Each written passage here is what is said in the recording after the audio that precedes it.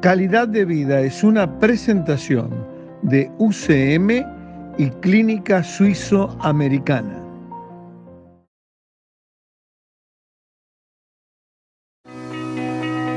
En UCM pusimos a tu disposición el servicio de videoconsulta UCM para que puedas tener la orientación de un médico desde la comodidad de tu hogar o donde te encuentres.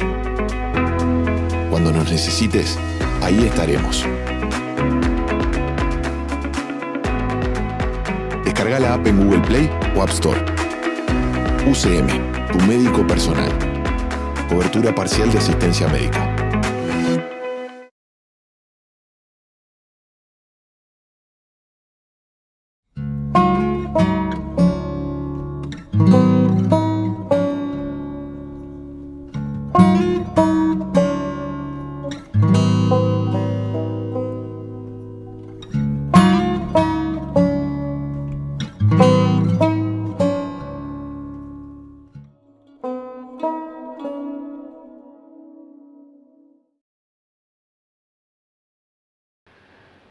Un placer renovar el contacto con ustedes, iniciar una nueva entrega de Calidad de Vida desde el país.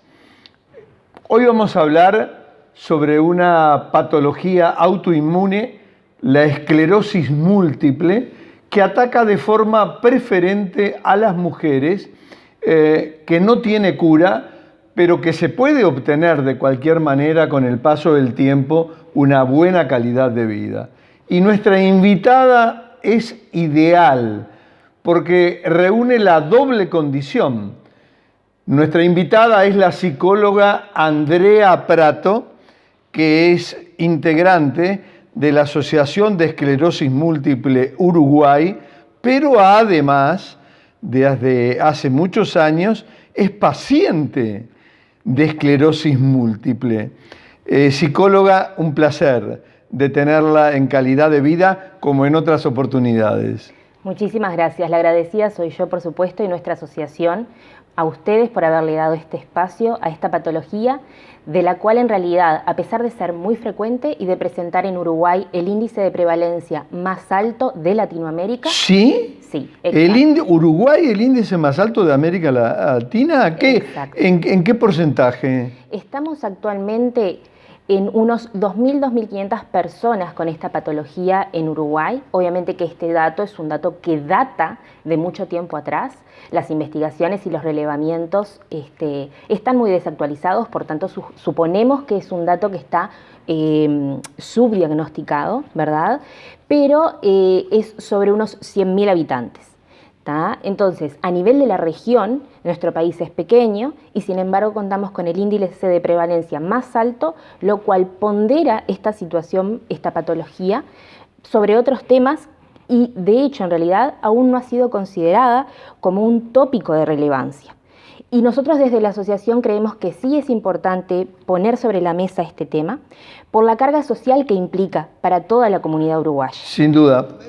Yo dije simplemente que era una enfermedad autoinmune y que ataca el sistema nervioso central. Otras características en la definición psicóloga. Por supuesto. Como usted muy bien decía, doctor, esta es una patología crónica, de curso crónico, cuyo factor desencadenante en realidad todavía no se ha podido identificar, más allá de saber que, como todo, es una patología multicausal, ¿verdad? Cuestiones genéticas, cuestiones ambientales, cuestiones de factores estresores forman parte de aquello que sienta un terreno fértil para poder presentarla y desarrollarla. Pero además, es importante considerar que, como usted bien decía, al atacar al sistema nervioso central, esto es cerebro y médula, sí, todas las acciones que nuestro cuerpo realiza de alguna manera pudieran eventualmente verse afectadas, ¿verdad? ¿Cómo funciona la enfermedad? Es muy interesante. La patología, justamente por ser autoinmune, implica que el propio cuerpo se ataca a sí mismo. ¿Y cómo? ¿De qué manera? Claro. La vaina de mielina, es decir, aquella sustancia que recubre los axones, que son unas patitas de las neuronas, sí, se ve atacada y deteriorada. Esta sustancia es fundamental para poder hacer que el impulso nervioso que lleva la información llegue rápido y a destino. Y cuando esta sustancia está deteriorada, la comunicación, el envío de información puede verse afectado, repercutido y por tanto alguna de las acciones que nuestro cuerpo comanda verse afectadas también en consecuencia, ¿verdad? Sí, ese va a ser un capítulo casi inmediato porque son innumerables los síntomas de las personas que padecen como usted, sí. Aunque se le ve estupenda, la esclerosis múltiple. Pregunto, ¿por qué es más prevalente en las mujeres que en los hombres? Una excelente pregunta y ojalá pudiera tener la información fehaciente y consistente para poder responderle. Pero es una de las tantas patologías que en realidad presentan una mayor prevalencia en uno de los sexos y no en el otro. De cualquier manera, lo que sí es posible decir es que, desde un punto de vista más abstracto, ajeno y longitudinal, las mujeres por lo general son las que tienen como una mayor adhesión a hacer consulta médica, ¿no? Entonces, sin lugar a dudas, la cantidad de consultas médicas que hace una persona también pone sobre la mesa la mayor cantidad de posibilidades de ser identificada una enfermedad, ¿verdad? Claro. Una cosa que es importante mencionar es que esta patología usualmente se diagnostica en la adultez temprana o juventud. Esto es un momento de la historia vital del individuo en el que está planificando y delineando su proyecto vital. Y ¿le pasó a usted? Me pasó a mí. ¿A qué edad le diagnosticaron esclerosis múltiple? A los 22 años. A los 22 años. Exacto. Se habla que entre los 20 y los 40 es una edad, digamos, donde se diagnostica preponderantemente. Totalmente. Y lo particular de esto es que al tratarse de una patología, como decíamos recién, ¿no?, autoinmune, de curso crónico, de lo cual todavía no hay demasiada información, o me voy a corregir, no circula demasiada información, porque a ver, la hay que saber dónde acceder a ella, y acá me hago un paréntesis súper importante. Pedir al día de hoy que las personas afectadas por esta enfermedad no acudan a Internet es un poco naive, un poco ingenuo cuando el Internet nos atraviesa, pero sí lo que pedimos, por favor, es que la información sea buscada y relevada en portales, en webs, legitimadas, me explico, con información clara, fehaciente, actualizada y responsable. Psicóloga, seguramente a quienes nos están viendo o nos están leyendo les va a interesar mucho su testimonio como paciente. ¿Cómo han sido estos años suyos con esclerosis múltiple? Bueno, si yo tuviera que buscar una palabra para definir lo que es la experiencia de una persona con esclerosis múltiple, creo que sería desafiante. ¿Por qué desafiante? Porque en sí mismo la expresión desafiante no introduce un factor negativo, pero sí introduce una situación de crisis vital, crisis en términos de cambios, ¿no?, que a uno lo empujan a buscar nuevas, más creativas y saludables maneras de vivir la vida.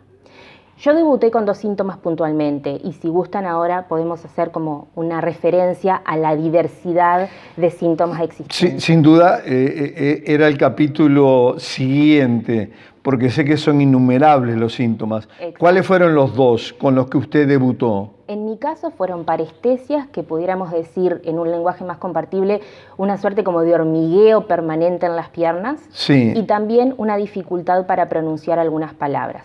En mi caso, por ejemplo, decir mi propio nombre no lo podía hacer. Andrea. Entonces, eso tocó una fibra a nivel de la identidad y en ese sentido fue que yo me sentí interpelada, lógicamente, y fui a consultar. Enumeremos algunos, porque va a ser imposible que usted pueda decir todos los síntomas, pero por lo menos los más frecuentes. Ahí está.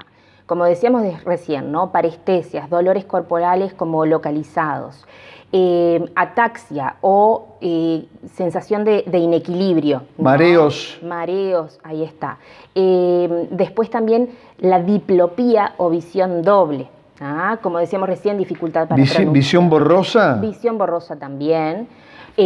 Incluso cegueras transitorias. ¿Cegueras transitorias? Sí. Después otra de los síntomas muy, muy frecuentes y de lo cual todavía es difícil poder rendir cuenta de ello es la fatiga. La fatiga. Exacto. De hecho, cuando usted recién me decía que nunca hubiera imaginado. Nosotros decimos que nosotros transitamos una enfermedad que en ocasiones es como una enfermedad invisible. ¿Por qué? Porque la padece, la experimenta la persona que está transitando por alguna sintomatología, pero a veces es difícil de verlo. ¿Me explico? Entonces, el relato, el testimonio, queda únicamente depositado en el discurso de la persona, ¿no? Y en ese sentido, nosotros desde EMUR, desde la asociación y a nivel de movimiento global, lo que creemos es que tiene que haber una alfabetización de las personas con esclerosis múltiple. ¿Por qué? Porque en la medida en que puedan hablar por sí mismas, también van a estar más legitimadas al vincularse con otros actores de la comunidad, con personal médico, con personal a nivel de autoridades políticas. ¿Me explico? Entonces, informarse, estar actualizados, estar vinculados y nucleados es uno de los factores más importantes. Psicóloga, la enfermedad tiene empujes y remisiones, pero esas remisiones pueden durar a veces días, semanas u años. Exacto. Y creo que ese es su caso. Exacto. Voy a hacer una pequeñísima mención a que esto que usted acaba de plantear, esto de empujes y remisiones, es una de las maneras de presentación de la enfermedad. Es una de las maneras de presentación. Exacto. Pero también existen las que se llaman primarias progresivas o secundarias, progresivas. La más frecuente es por empujes y remisión. Y lo desafiante de esta patología es que muchas veces el empuje puede ser como una exacerbación de la sintomatología y luego como que esa sintomatología se retira. Cuando se retira puede haber como una rehabilitación total o que quede alguna secuela. Eso va a depender de cómo sea el abordaje sintomático a tiempo. Y lo particular es que puede suceder, como usted bien decía, que las remisiones sean muy duraderas, ¿me explico? Su remisión, porque es valiosísimo. Usted nos está dando una clase abierta de lo que es la esclerosis, pero nos está hablando como paciente. Exacto. Tiene un valor incalculable. ¿Cuánto dura su remisión? En mi caso, yo debuté con esos 2 síntomas a los 22. Y hasta el momento, afortunadamente, no he tenido nueva sintomatología. Lleva muchos años. Lleva muchos años sin sintomatología presente.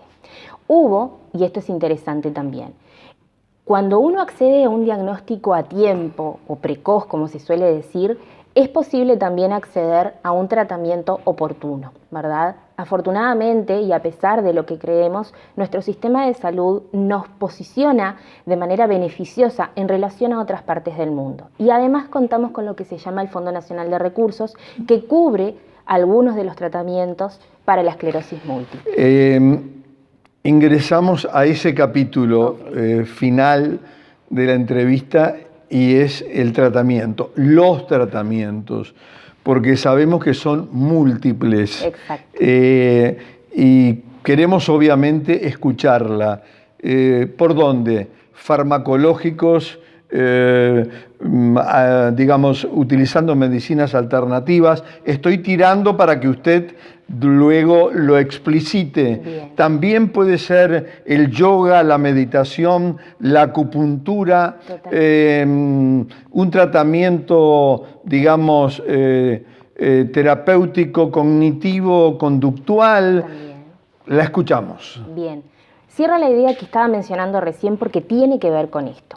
Yo, si bien no tuve nueva sintomatología, sí hubo la necesidad de cambiar la medicación. ¿Por qué? Porque al hacerse una resonancia de control, que es uno de los requisitos que hay que realizar de manera anual y bajo indicación del médico tratante, que en este caso son neurólogos, se identificó que había actividad en la enfermedad. Entonces, si bien no se veía clínicamente, sí estaba activa. Entonces apelamos a un cambio de medicación. Respecto a los tratamientos medicamentosos que hoy por hoy cubre el Fondo Nacional de Recursos, si yo no me equivoco, son 3 y pueden oscilar entre inmunomoduladores o inmunosupresores. Inmunomoduladores justamente modulan o ajustan el sistema inmune de la persona. Inmunosupresores suprimen porque es tan agresiva la enfermedad que, bueno, que es preferible bajar al sistema inmune y después, bueno, con otros cuidados ir protegiendo a ese individuo. Pero como usted muy bien decía, un tratamiento medicamentoso para una enfermedad que atañe y afecta al ser humano en su integralidad queda corto. Entonces nosotros lo que sugerimos es que siempre pueda haber, en diálogo con el médico tratante y de referencia, un acuerdo sobre el fármaco a administrarse, claro, pero además acompañarlo de otros tipos de abordajes. Usted recién decía cuestiones más de medicina alternativa, medicina o no tradicional. Alternativas. No, yo no soy idónea en este tema, pero sí sé que cuando hay una confluencia de estímulos positivos, el organismo funciona muy bien. Asimismo, todo lo que tiene que ver el cuidado de la salud mental es importantísimo. Y no es por ser psicóloga, es porque lo he constatado en la experiencia con otros pacientes, en mi experiencia como persona con esclerosis múltiple e incluso como profesional. Entonces, lo que tenemos que comprender es que esta patología afecta a todo nivel y tenemos que autoconocernos para poder ejercer el autocuidado. También a través de ejercicio moderado, ¿verdad? Y el yoga en ese caso es espectacular. Y aprovecho para comentar que tenemos en esta oportunidad sesiones de yoga, prácticas de yoga semanales ofrecidas por la organización. Qué bueno, ¿verdad? Qué bueno. Psicóloga Andrea Prato, le tengo que agradecer doblemente su presencia en calidad de vida aquí en el país por esa doble condición que he remarcado y que no es frecuente, porque usted nos ha hablado de la patología, pero nos ha hablado como paciente, que reitero, y no me canso de decirlo, que se la ve estupenda. Gracias. O sea que usted entra en el casillero de la remisión por años y que sigan muchos años más. Gracias. Psicóloga Andrea Prato, integrante de EMUR, la Asociación de Pacientes con Esclerosis Múltiple, cuenten con nosotros. Gracias. Cuenten una vez más con Calidad de Vida cuando quieran difundir algo importante, y más con lo que usted empezó la entrevista, que Uruguay es el país de América Latina con más alta prevalencia de esta enfermedad. Gracias por haber estado en el país. Por favor, agradecida yo, y lo que queremos es eso mismo, mostrar que afortunadamente con los avances en tecnología y medicina, el rostro de la esclerosis múltiple puede ser cambiado, mutado. Esta enfermedad se dice que es potencialmente discapacitante, no lo dudamos, pero por sobre todo y fundamentalmente es potencialmente capacitante, porque remueve e interpela a uno a desarrollar la resiliencia. Estupendo, realmente, de esas entrevistas que uno se entusiasma, la verdad, en la participación y en el diálogo, en este caso con la entrevistada. Punto final por hoy, un placer. Desde el país nos despedimos hasta la próxima entrega. Calidad de Vida fue una presentación de UCM y Clínica Suizo-Americana.